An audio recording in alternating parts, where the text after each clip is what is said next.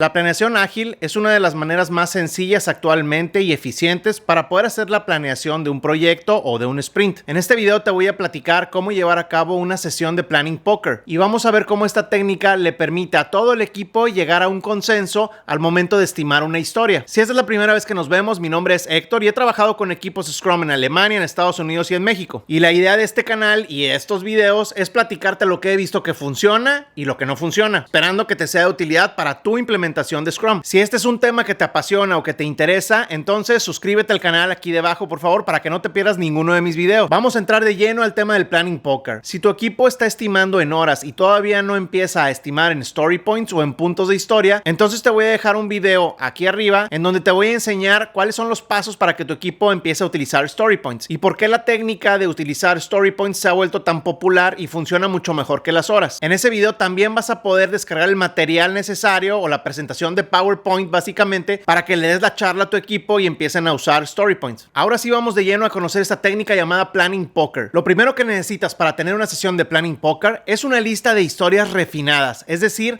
requerimientos muy claros. Número 2, necesitas cartas con la serie de Fibonacci. 1, 2, 3, 5, 8. Si por la situación que estamos viviendo vas a hacer tu sesión de Planning Poker de manera remota, te voy a dejar una lista de herramientas que te van a servir aquí debajo en la descripción. La mayoría de ellas son gratuitas y son muy fáciles de utilizar. Recordemos que la idea o el objetivo principal de esta sesión de Planning Poker es que la lista de los requerimientos con las que entramos a la reunión salgan perfectamente estimadas con un número de story points cada una. Los pasos para llevar a cabo esta actividad son muy sencillos. En esta reunión, recordemos que va a estar el Scrum Master, el equipo de desarrollo y el Product Owner. Para el primer paso necesitamos que uno de los integrantes explique la primera historia. Si es necesario, tal vez tenga que agregar un poco de contexto del por qué se está haciendo la historia, cuál es el valor del negocio, cuáles son los criterios de aceptación, etc. Después de esa explicación, todo el equipo tiene que haber entendido exactamente de qué se trata el requerimiento, para quién es y en qué consiste. El paso número 2 es que en secreto cada uno de los desarrolladores tome la carta que representa el número de puntos de acuerdo al esfuerzo que se necesita para llevar a cabo esta historia. Todos los miembros del equipo de desarrollo tienen que mantener la carta viendo hacia abajo para que no puedan ver cuál fue la estimación que dio cada uno. Es súper importante que el equipo sepa lo que es la definition of done. Si no, es muy complicado entender en dónde está terminada una historia y en dónde todavía no. Si tu equipo no tiene una definition of done, entonces te invito a que entres a este video que estoy poniendo aquí, en donde vas a ver cuál es la importancia de la definition of done y por qué todo equipo tiene que tener una. Una vez que todo el equipo ha terminado de votar por sus story points y tiene la carta viendo hacia abajo, es hora de levantarla y de mostrarla al resto del equipo. La idea es que este ejercicio detone una plática o una discusión sana para que las personas platiquen por qué le dieron 5 puntos a la historia o por qué otra persona o otro developer le dio 1 punto o por qué otro le dio 3. Lo más común es que las personas que votaron por los valores extremos, es decir, el valor más alto y el valor menor, platiquen y expongan sus argumentos de por qué votaron o por qué estimaron la historia de esa manera. ¿Qué fue lo que vieron? ¿Qué riesgos vieron? ¿Qué dependencias? ¿Qué desconocidos vieron en el trabajo que se tiene que hacer? ¿Y qué otros factores o criterios tomaron en cuenta para evaluar el esfuerzo muy grande o muy pequeño? Idealmente, después de la discusión se llega a un consenso y se define un valor o un punto medio que será la estimación acordada por todo el equipo. Aquí una buena práctica que yo recomiendo es que si tenemos una decisión dividida y hay personas o desarrolladores que creen que la historia vale 5 y otra parte del equipo cree que la historia vale 3, siempre hay que irnos por el valor mayor. ¿Por qué recomiendo esto? Bueno, porque hay mucho más que perder o hay mucho más en riesgo si se subestima una historia que en realidad era de 5 puntos y nosotros le dimos 3, a lo que se pierde si se estima una historia en 5 puntos cuando en realidad era de 3. Al término de estos sencillos pasos tendremos la historia estimada y en común acuerdo por todo el equipo. Lo que sigue es ir haciendo exactamente el mismo proceso con cada una de las historias que queremos refinar hasta terminar las historias que planeamos refinar en esta sesión de Planning Poker. Aquí debajo en la descripción del video te voy a dejar links a todas las herramientas que yo he utilizado y que me han funcionado bastante bien. Si este video te está dando algo de valor, te pido por favor que me regales un like aquí debajo para saber que este es contenido que te interesa y que tengo que hacer más videos como este. Antes de que te vayas, te invito a que veas este video, que es mi favorito del canal. Este video habla sobre 77 mitos y malas prácticas de Scrum y estoy seguro que le va a servir mucho a ti y a tu equipo. Muchas gracias por tu atención, nos vemos en el próximo video.